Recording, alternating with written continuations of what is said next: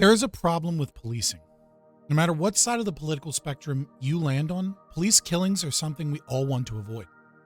This isn't a new phenomenon, from police brutality during the civil rights movement, the now infamous Rodney King beating, the more recent Tyree Nichols murder, to the fatal arrest of George Floyd that set this country ablaze. The political will is clearly present to change policing, and there are many proposed solutions, from defund the police, training and striking and effective takedowns and submissions, social workers, and more. But here I want to talk about one of the often overlooked solutions: mental health. And not simply adding a few quack appointments to their roster, but actually following the science. The fact is that police officers are suffering with post-traumatic stress disorder in extremely high rates. According to the National Alliance on Mental Illness, almost 1/4 consider self-deletion, and several studies show the rate of PTSD with officers is between 7 and 19%. For reference, in the standard population, the rates are about 5%. Mental health awareness, it's not a new concept in policing. In fact, in 2017, the Law Enforcement Mental Health and Wellness Act was passed, funding and requiring additional services for law enforcement officers. The problem is our current solutions are targeting the symptoms, not the cause. What many are not aware of is that not only are high rates of officer PTSD preventable, we could reduce these rates tomorrow with a simple fix: reducing their hours. When you think about PTSD, what do you envision? Probably some Hollywood film of a soldier leaning over the face of the enemy he killed and finding out it was just a kid. Maybe it's some other extremely triggering event that leads someone to relive that specific trauma over and over again. The truth is that PTSD is a lot more complicated than that, and there's still much we don't know. PTSD doesn't have to be one event. In fact, it often isn't. Often, PTSD is associated with elevated levels of stress for a period of time. Having your stress levels elevated regularly without appropriate time to rest can lead to composite or cumulative PTSD. This is partly why the Diagnostics and Statistical Manual of Mental Disorders 5, aka the DSM, was changed to reflect that exposure to trauma is often plural. Soldiers, for example, develop PTSD from deployments not just because they experience a singular traumatic event. They're away from home, living in a new environment. They're going on patrols daily and hyper-vigilant, constantly stressed and looking for danger, until this experience becomes their new normal. This alone can cause PTSD, but it is also a risk factor that makes traumatic events more likely to lead to developing disorders. This is eerily similar with police officers. So what is happening here? As police officers do their duty, they're on patrol.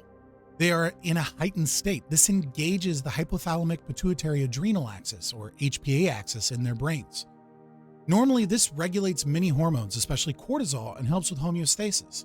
This part of the brain is also abnormal in a slew of mental disorders, from anxiety, BPD, ADHD, major depressive disorder, insomnia, and yep, you guessed it, PTSD.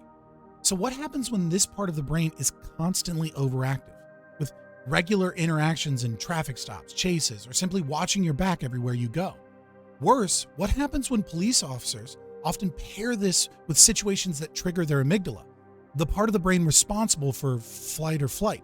It also happens to be overactive in people with PTSD. What you have is a perfect storm for the development of mood disorders. But is PTSD alone enough to cause the violence we see in many police interactions? Well, it could be. According to the DOJ, in 2018, about 62 million people report having at least one encounter with police, compared to 998 total police killings in 2018, and according to the Washington Post, only 58 of these were unarmed. But setting that aside, let's assume all 58 people were the victim of violent police who went too far. Why might this be? Well, one of the symptoms of PTSD, according to the DSM, is, quote, persistent negative emotional state. Examples: fear, horror, anger, guilt, or shame. So let's zero in on anger. There's much research to be done with an aggression that is ongoing in both social psychology and neuroscience. That said, if we could wager a hypothesis, there's a particular part of the brain that may explain police brutality.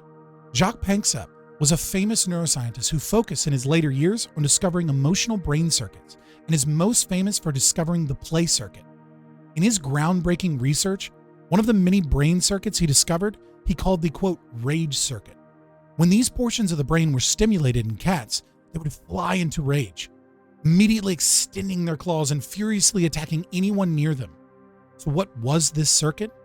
The periconductal gray, the hypothalamus, and the amygdala.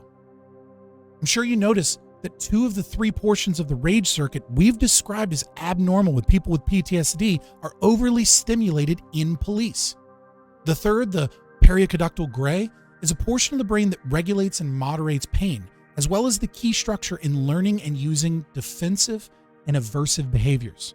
Research shows this portion of the brain may be involved in the modulation of amygdala, as well as learning to fight or freeze, when to fight or freeze, and how to fight. Whether this portion of the brain is abnormal in police is purely hypothetical and needs further research. That said, there's some research to show that there are varying degrees of anterior prefrontal cortex control of the amygdala, and we may be able to predict this lack of control in the future. Regardless, with 2 of the 3 areas of the rage circuit abnormal in so many police officers, it's a wonder we have so few police killings in this country. So remember in the beginning of this video, I stated this was a simple fix? All we need to do to drastically reduce this is to reduce police officer hours.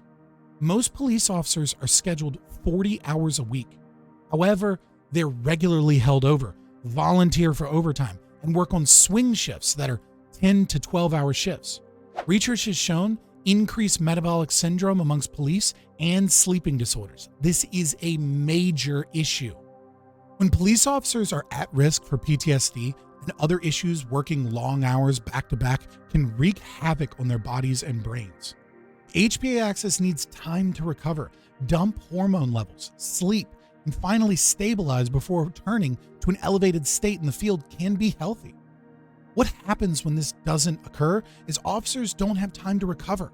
Their brains become adapted to the elevated stress hormones. What's important to note is that this process of hormone levels normalizing can feel tiring and depressing. So they begin to associate the job with their normal and functional state, and being at home with the effect of lowered hormone levels, exhaustion, and possibly a depressive mood. This creates a vicious cycle where officers volunteer for more overtime and choose to spend time away from home, subconsciously avoiding the crash.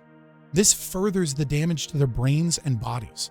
It also isolates them from their homes and families that act as a support network.